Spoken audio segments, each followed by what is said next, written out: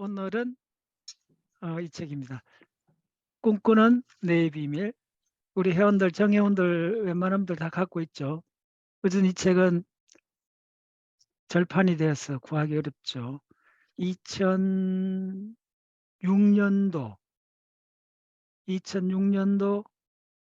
1세 내가 2006년 1월 달에 나왔으니까 지금 2022년이잖아요. 2006년도 나온 책입니다. 이 책은 꼭 해야 되는 책입니다.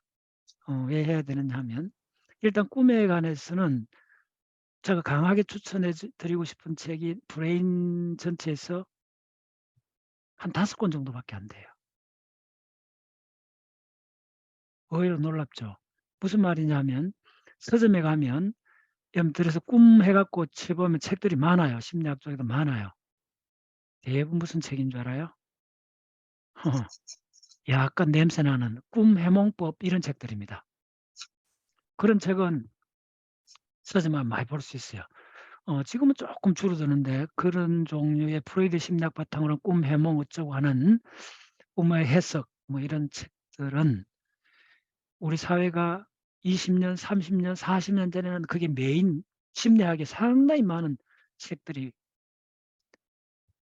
꿈 해몽법 엄청 많았어요. 요거하고 거의 비슷하게 나왔던 게 그다음에 나온 게 한 획을 끈 사건이 대한민국에서 꿈을 과학적으로 보는데 출판 관점에서 한 획을 끈 사건이 있습니다. 그게 바로 뭐냐면 내가 강조하는 알렌 홉슨이라는 미국 하버드 대학의 수면센터 소장이 썼는 슬리핑이라는 그 책을 번역한 꿈이란 책입니다. 그게 2005년도인가 그래 나왔을 거예요. 기억납니다. 그것도 쪼매는 책이에요. 2005년. 지금부터 17년 전. 2005년쯤 됐을 거야 아마. 그 책을 본 충격이 아직도 지금 그대로 가슴에 있어요. 그러니까 제가 왜 이런 대충 뭐 이렇게 프로이드 심리학식으로 막 이런 거 뭐 통속 심리학 이런 이야기를 막 그렇게 논박하느냐 하면 그런 책들이 독서계를 완전히 장악을 했던 겁니다. 꿈에 대한 책이 무지하게 쏟아져 나왔어요. 근데 과학적 책은 없어요. 뇌과학을 바탕으로 한 최초의 꿈에 대한 책이 그 일본 학자가 썼는 학회 뭐 초록 정도 모은 그런 책들 하나 나왔고 그다음에 나온 책이 알렌 홉슨의 그 책이고 그 무렵에 나온 책이 이 책입니다. 이 책은 엄밀히 말해서 전문가학자가 쓴 책은 아닌데 대단해요. 왜 그러냐면 전 세계적으로 유명한 꿈을 연구하는 사람 한 5-6명을 밀착해서 취재해 갖고 전체를 나타냈어요. 이 책에 여러 챕터가 있는데 특히 마음에 드는 챕터는 자각몽에 대한 챕터입니다. 라베지라는 스탠퍼드 대학 교수가 완전히 개척한 분야입니다. 자각몽은. 자각몽에 대한 과학적 책도 대한민국에 모르긴 해도 3권을 안 넘어갑니다. 이 책의 자각몽 파트만 읽어도 자각몽에 대한 가장 기본적인 개념부터 시작해 갖고 자각몽이란 분야가 어떻게 과학 분야로 들어왔는가 굉장히 역사적으로 잘 기술되어 있어요. 또 이 책의 장점은 알렌 홉슨 또 이 책에 한 챕터로 들어 있어요. 그다음에 네번수호라는 저자가 있습니다. 그 네번수호에 관한 진화론적 꿈에 대한 해석이 요거 아주 깔끔하게 들어 있습니다. 그래서 여러분들 반드시 꿈을 전 세계적으로 어떤 사람이 어떻게 연구하고 있고 꿈에 어떤 분야가 있고 그걸 과학적으로 볼 수 있는 대한민국의 유일한 책입니다. 프로이드가 그 히스테리 그 연구했잖아요. 그래서 꿈 분석을 했어요. 그 실험 대상자가 40명도 안 돼요. 그리고 그 실험 대상자 그 모집단 자체가 바이어스된 사람들이요. 약간 히스테릭한 사람들이요. 그 사람들을 분석한 걸 전 인류한테 표준으로 내걸고 그 방대한 꿈의 이론을 전개해 갖고 전 인류를 시선을 한쪽으로 몰아갔다는 데 대해서 알렌 홉슨은 심지어 분노를 느낄 정도로 논박을 해요. 그분이 두 번째 썼는 책이 뭐냐면 프로이드도 꿈꾸지 못한 13가지 꿈이라는 책입니다. 그 책이 더 잘 됐습니다. 그래서 알렌 홉슨의 책은 2권이 우리나라 번역됐는데 반드시 2권 다 보셔야 돼요. 예. 알렌 홉슨이 70년 넘어가 뇌졸중이 왔습니다. 그래서 한 2달 정도 고생을 했는데 서너 달 동안 그 뇌졸중이 회복되는 기간 동안 석 달인가 꿈을 못 꿔요. 그래서 그 본인이 그 꿈이라는 게 이 브레인 스템에서 일어난다는 걸 자기 평생 이론 중에 하나인데 예. 그 알레노스 자기가 실제로 뇌졸중에 걸려 꿈이 그렇게 꿈을 많이 꿨던 사람이 꿈이 탁 스탑되고 그 과정에 다시 꿈이 회복되는 과정에 자기 연구자로서 그 삶의 그 애욕이랄까 진짜 리얼하게 표현해 놨습니다. 그런 거 한번 보세요. 근데 요 책은 역사적으로 꿈에 대한 연구가 어떻게 됐는가를 정확히 볼 수 있는 책이고 그래서 특히 요 자각몽이나 진화적으로 꿈의 진화에 대해서는 거의 다룬 책이 없어요. 근데 요거에 챕터 하나로 꽤 디테일하게 들어가 있습니다. 네. 그래서 저는 이 책하고 알렌 홉슨하고 그 그게 진짜 꿈 공부를 몇 년간 앞당겨 준 아주 고마운 책이요. 네. 그래서 강력히 추천합니다.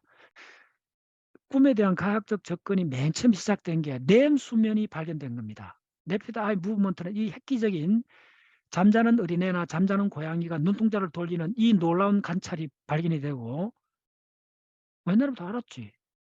수천 년 전부터 그렇게 해왔는데 그걸 하면 또 과학의 눈을 안 받는 거예요. 갓난애가 잘 때 눈꺼풀 밑에서 눈동자가 돌아가고 있는 이 현상은 어 엄마라면 다 봤을 수 있는 그 현상인데도 그걸 과학적으로 물어보지 않았던 거예요. 근데 그걸 1960년도쯤에 아니요. 그게 레피드 아이 무브먼트가 언제 발견이 됐나 하면 바로 1950년도쯤에 이렇게 알게 됐습니다. 1950년도 무슨 사건이 있었습니까? DNA 발견이 있었죠. 왓슨하고 크랙에 1950년대 중반에 그하고 거의 같이 브레인의 문을 열 수 있는 레피드 아이 무브먼트, 렘 수면의 그 현상적인 게 포착이 돼 갖고 연구가 시작됐어요. 그거를 이제 최초로 여러분들 그 아는 EEG파 그게 전부 다 그 EEG파 그게 수면을 연구하는 겁니다. 그런데 그 연구가 1950년도, 60년도 쫙 60년대 특히 이렇게 붐을 일으키고 밀어붙여 줬는데 이게 1960년도부터 거의 2000년도까지 사장되다시피 해 버린 거예요. 예.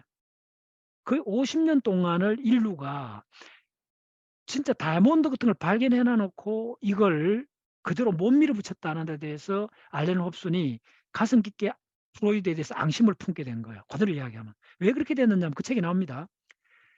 왓슨하고 크랙이 DNA 발견하고 나서 인류가 혁명을 일으켰다는 거예요. 소위 말하는 유전자 공학이라는 거대한 산업도 만들고 우리 유전 생명 공학이라는 게 엄밀한 유전학으로 꽃을 피웠는데 그와 거의 동시에 꿈에 대한 렘 수면의 비밀이 밝혀졌는데 그걸 과학적으로 계속 밀어붙여야 되는데 그러려면 연구 자금이 글로 가야 되고 그쪽은 실험과학으로 가야 되는데 그 무렵부터 더 프로이드 이론이 극성을 부렸다는 거예요. 그래서 연구 자금이 글로 갈 걸 이 프로이드 심리학이 너무나 일반인한테 팽배하게 되면서부터 모든 인류가 꿈은 해몽해야 되는 거고 그쪽으로 숨겨진 이더 이쪽으로 뭐 엉뚱한 데를 바라봤다는 거예요. 전 인류적인 손실이 일어났다는 거예요. 이해됩니까? 그게 꿈이란 책의 뒷파트에 나옵니다. 꼭 한번 보세요. 그래서 그 사람이 딱 한마디 선언하잖아요. 근데 자주 쓰잖아요.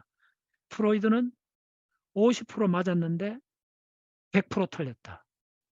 이때 100%란 말이 무슨 말이냐면 방향이 틀렸다는 말입니다. 그 방향으로 전부 다 드라이빙 해갖고 예, 죽음은 요즘 다시 심리학이 dob입니까? 뉴로사이언스가 dob입니까? 압도적인 뉴로사이언스 시대가 도래했잖아요. 근데 그게 더 빨리 올 수 있었는데 50년, 30년보다 더 빨리 올 수 있었는데 사실은 이 프로이드의 영향이 너무 엉뚱한 방향으로 보게 한 이게 인류한테 한 50년 세월을 날려버렸다는 데 대한 과학자로서 이거는 한마디 해야 되겠다. 그 이야기입니다. 프로이드는 엉뚱한 방향을 보긴 하긴 했는데 솔직했다는 거예요. 마지막에 프로이드는 계속 그 이야기를 합니다. 엄밀한 브레인 과학이 나오면 지금 내가 하는 이야기들은 가설적 단계고 그게 가설적 단계라기보다는 엄밀한 과학이 나오면 자기는 반드시 그걸로 넘어가겠다. 근데 지금 인류는 그 엄밀한 브레인의 과학을 갖고 있지 않기 때문에 자기 이론을 이렇게 전개하게 된다. 이게 확실히 나와요. 그런데 이제 프로이드에서 갈라져 나온 게 융이잖아요. 융은 이쪽에서 지금 이야기하는 융은 완전 신비주의입니다. 거의. 차라리 프로이드가 그나마 솔직해 갖고 과학이 엄밀한 과학이 나오면 자기가 자리를 비켜주겠다까지 했는데 융은 아예 갈래가 다릅니다. 인제 융이나 프로이드 그런 데 손 안 벌려도 충분히 브레인 사이언스가 그 사람들이 이야기했던 그 판타스틱한 세계 그 너머를 지금 수식하고 있는 쪽으로 넘어가고 있으니까네. 그 갈등들은 다 해결됐다 이래 보시면 됩니다. 그리고 이 책은 진짜 전문 연구자들 5-6 명을 아주 이 연구가 어떻게 진행되고 있고 이 사람들은 뭘 연구하고 있고 이런 거요. 그럼 뭐 여러분들 흔히 질문하는 대부분들이 책 속에 있습니다. 예를 들면 태어나면서부터 한 2 살, 3살 된 사람이 장님이 됐으면 그 사람은 어떤 꿈을 꾸느냐. 생명인 사람은 꿈의 색깔을 보느냐. 우리가 흔히 갖고 있는 질문들 뭐 내한테 묻지 말고 이 책 보세요.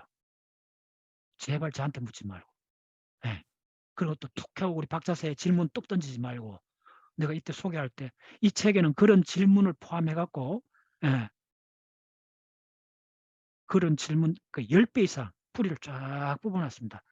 근데 제가 이 책을 딱 보고 나서 이렇게 딱 정리가 되더라고. '아 이 분야 이렇게 돼 있구나.' 어. 특히 요 진화적으로 설명했는 이게 서너 챕터가 나옵니다. 아 설명 잘 돼 있어. 이게 나이베지 자각몽은 내가 몇 번 읽었습니다, 이 책. 한 번 읽은 게 아닙니다. 서너 번 읽으면서 아 상당히 참 어 잘 쓴 책이다. 예. 알렌 홉슨은 뭐 더 상세하게 돼 있고. 자 좋습니다.